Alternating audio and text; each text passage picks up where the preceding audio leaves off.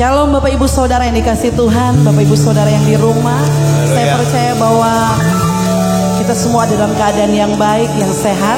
Amin. Sehingga kita boleh ada di bulan yang baru ini, di bulan Oktober. Dan kita percaya bahwa kekuatan yang baru Tuhan berikan bagi setiap kita. Amin. Sebab itu kita mau bersuka cita di dalam Tuhan. Kita mau tinggikan nama Tuhan. Sebab Dia yang layak ditinggikan, Dia yang layak dipuji. Mari nyanyikan pujian ini dengan bersuka cita di dalam Tuhan. Haleluya.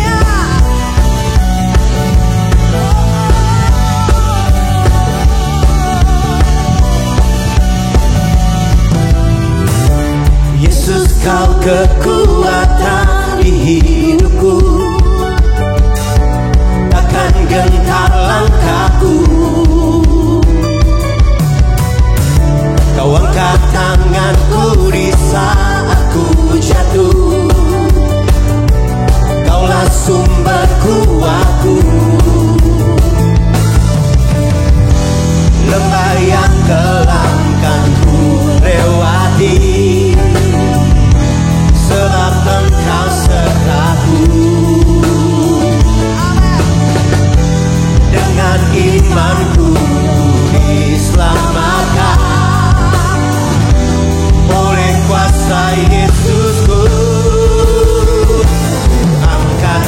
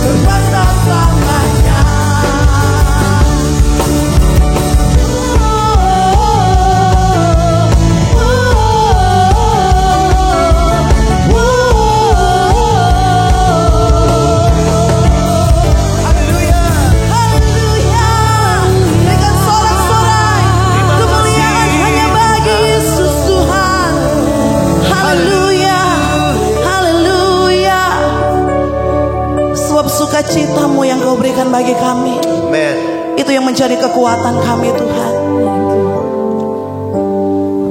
Untuk kami boleh dapat menjalani setiap hidup kami Tuhan saat-saat ini. Dengan situasi dan kondisi yang saat-saat ini kami alami Tuhan. Kami percaya Engkaulah sumber kuat kami. Dalam lembah kekelaman, Engkau Tuhan yang terus menyertai kami. Engkau Tuhan yang menjadi penolong dalam hidup kami. Di setiap musim hidup kami Tuhan. Kami tahu tangan Tuhan tidak pernah membiarkan kami.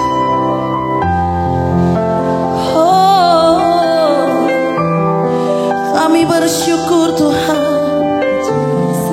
Kami bersyukur buat kasih-Mu Tuhan, buat anugerah-Mu bagi kami. Sebab itu Tuhan kami mau naikkan syukur kami. Kami mau bawa korban syukur yang terbaik di mezbah-Mu yang kudus.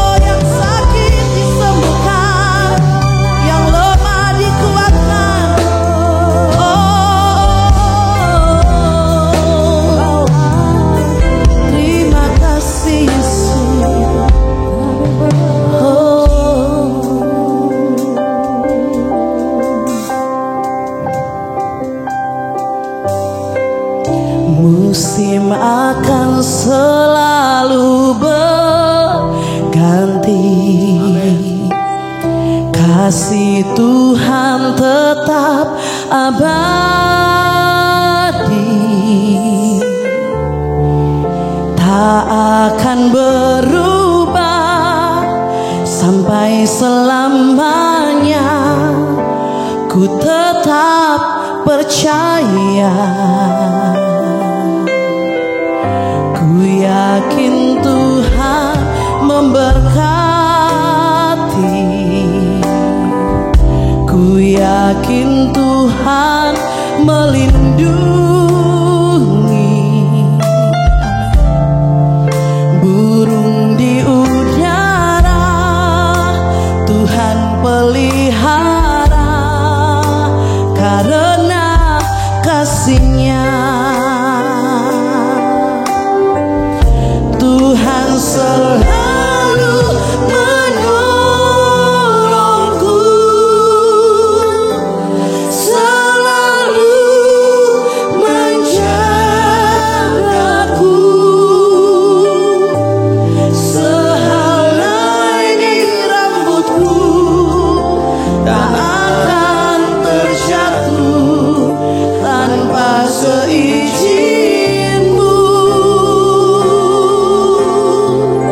Tuhan selalu menolongku, selalu menjagaku.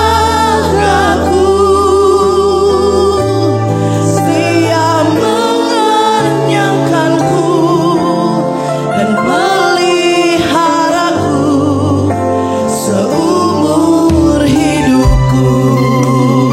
Kasih tepuk tangan bagi Tuhan kita yang dahsyat. Dia Tuhan yang setia bagi setiap kita.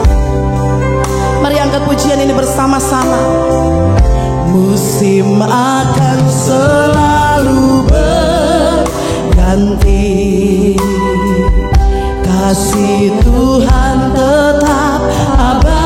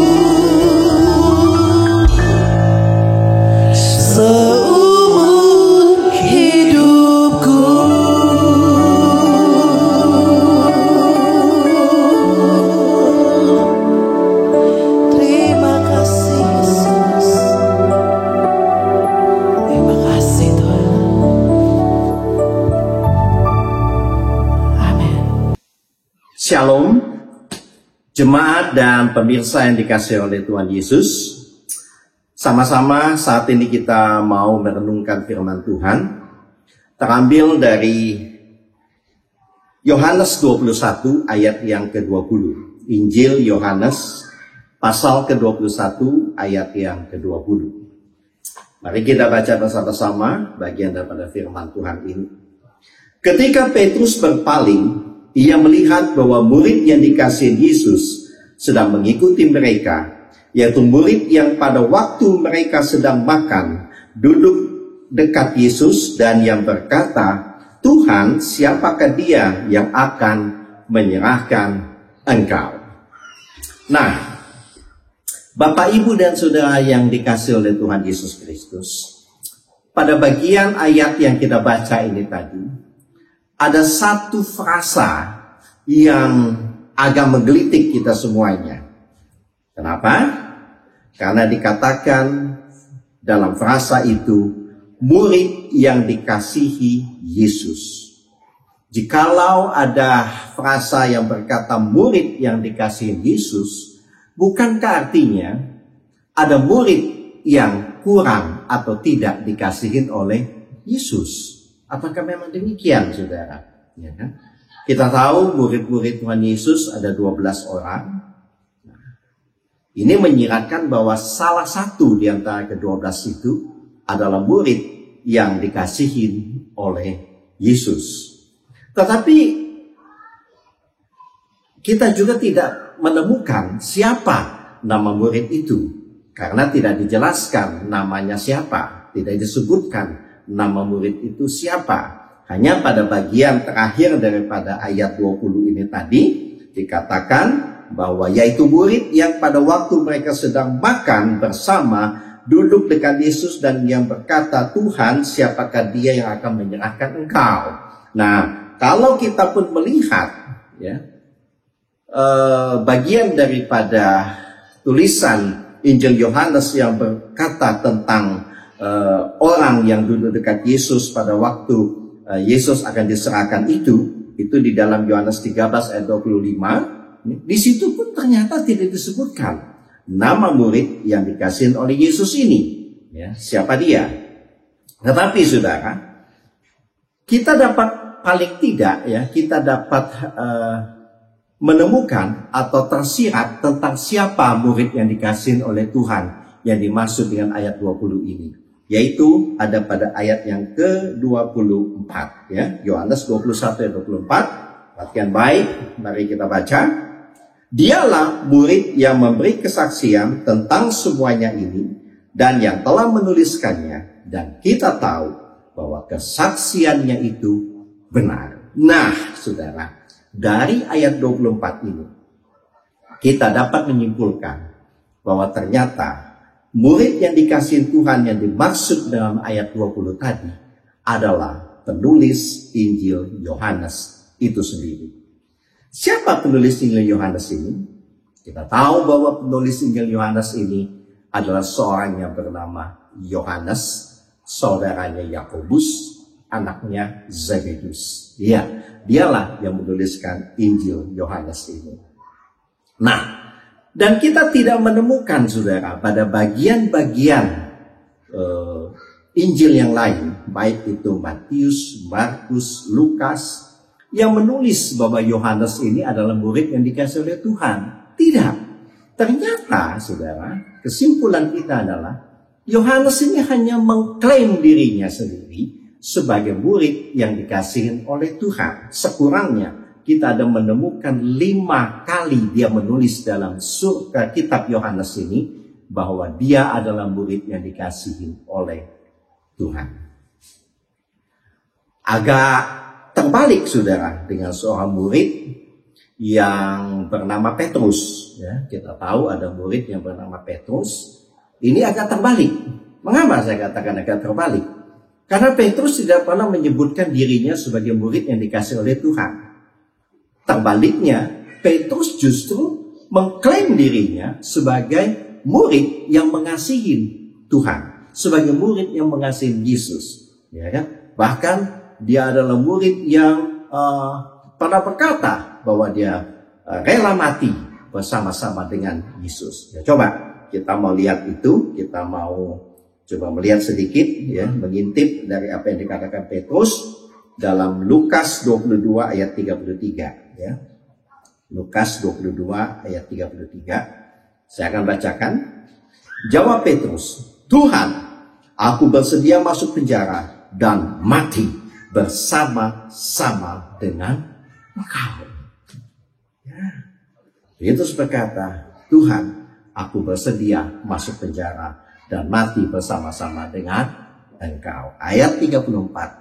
Tetapi Yesus berkata, "Aku berkata kepadamu Petrus, hari ini ayam tidak akan berkokok sebelum engkau 3 kali menyangkal bahwa engkau mengenal aku."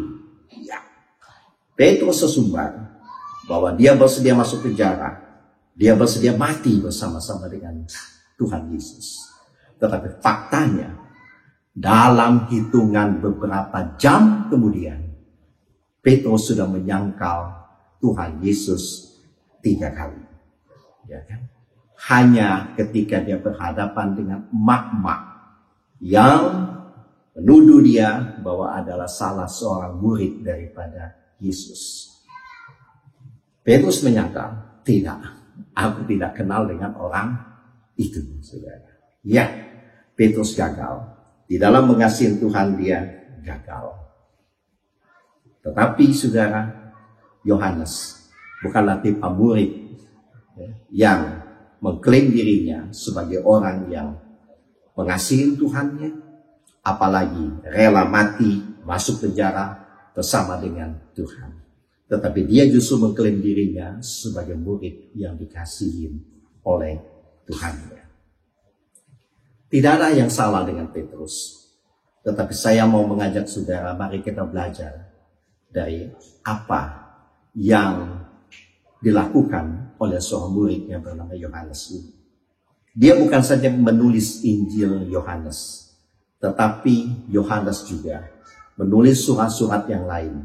Salah satunya, saya akan mengajak saudara, kita semua bersama-sama membaca tulisan Yohanes yang lain dalam kitab 1 Yohanes 4 ayat yang ke-10, ya.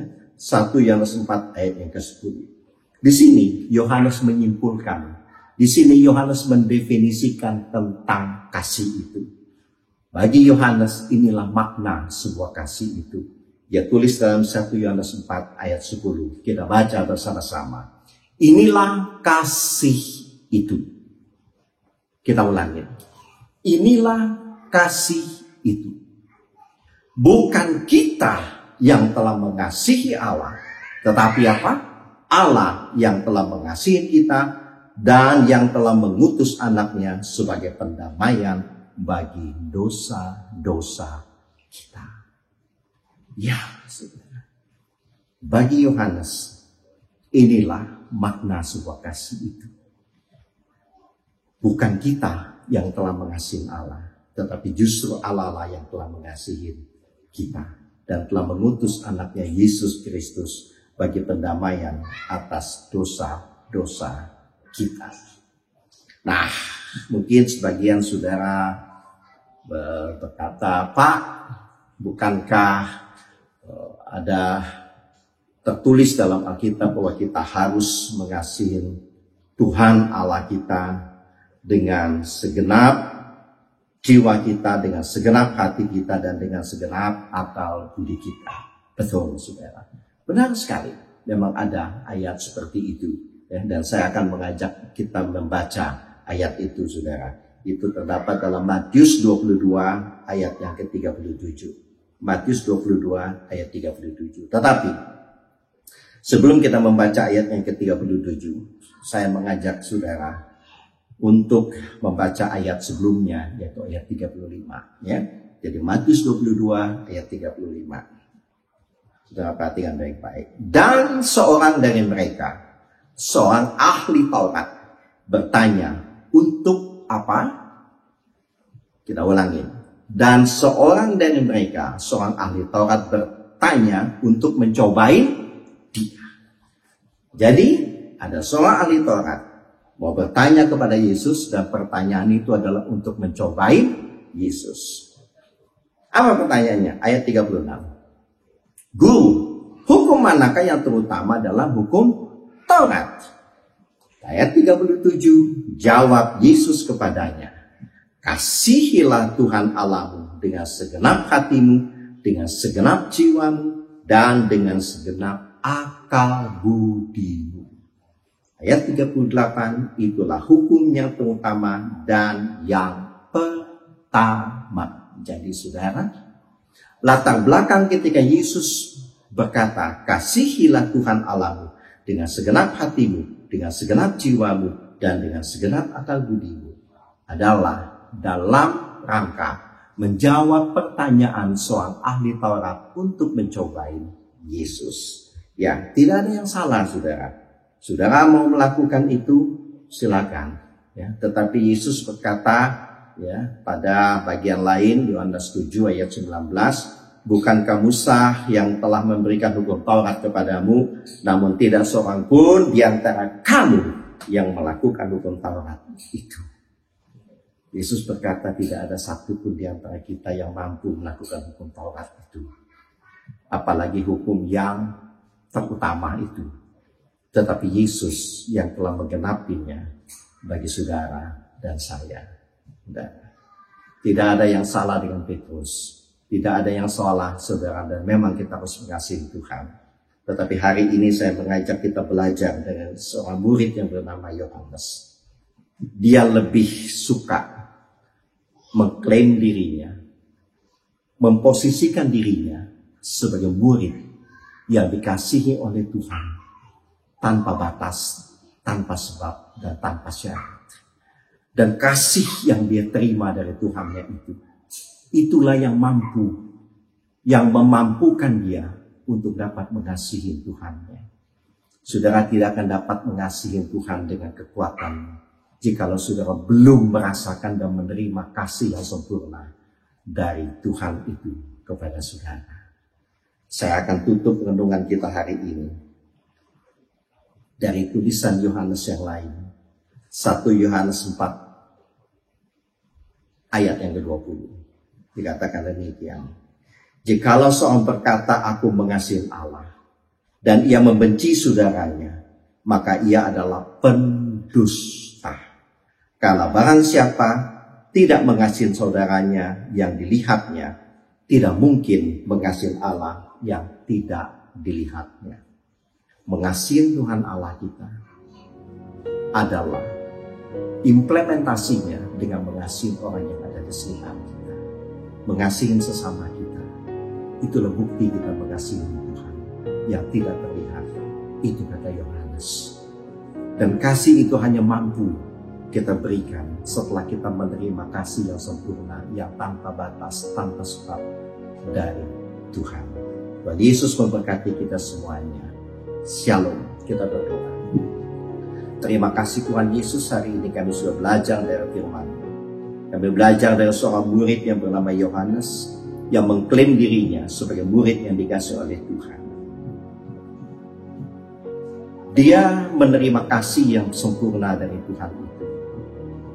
Dia memposisikan dirinya sebagai objek daripada kasih Bapa yang sempurna itu. Dengan demikian, dia dapat mengasihi Tuhan setelah dia menerima kasih yang sempurna dari Tuhan. Terima kasih Bapa. Biarlah kami boleh merasakan dan menikmati kasih Tuhan yang sempurna, tanpa sebab, tanpa batas, tanpa syarat itu dari Tuhan. Biarlah melalui kasih itu kami dapat mengasihi sesama kami sebagai bukti kami mengasihi Tuhan. Berkati kami semuanya, berkati pemirsa yang ada di rumahnya. Kiranya dalam nama Tuhan Yesus kami sudah berdoa. Haleluya. Amin. Shalom.